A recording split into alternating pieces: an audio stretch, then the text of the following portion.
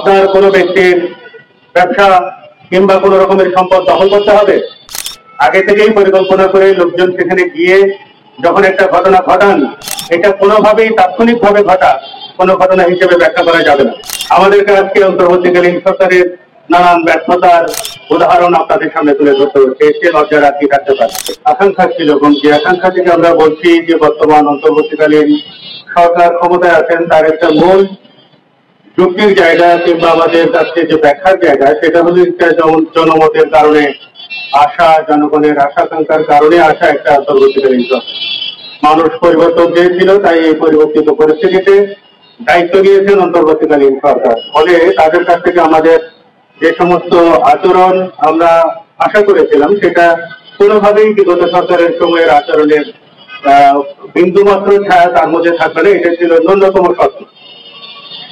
অথচ আমরা এই পুরো একটা বছর পার হয়ে যাওয়ার পরেও যে সমস্ত পরিবর্তনের কথা আমরা খুব স্পষ্টভাবে বলেছি, যে পরিমাণ নিজের জীবনের উপর ঝুঁকি নিয়ে আমরা শিক্ষার্থীদের পাশে দাঁড়িয়েছি, তার আসলে আংশিক আদায় হয়েছে কিনা তা নিয়েও আমাদের এখন রীতিমতো সন্দেহ হয়।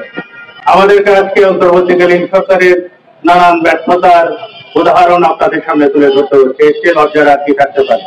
এই সরকার আসার পেছনে তো আমরাই কোনো না কোনো ভাবে ভূমিকা রেখেছি, আমরাই প্রতিবাদ জারি রেখেছিলাম বিগত ফ্যাসিস্টের পুরোটা সময় জুড়ে। এই শাহবাগেই আমরা দাঁড়িয়ে তাদের বিগত সরকারের নানান কাজের সমালোচনা করেছি। এখন যে মমতাজ সিদ্দিকী আমার বন্ধু ফিরোজ আহমেদ যে সমস্ত কথাগুলো বলে গেলেন, আমি একটু ভিন্ন ভাবে কথাটাকে একটু ব্যাখ্যা করতে চাই।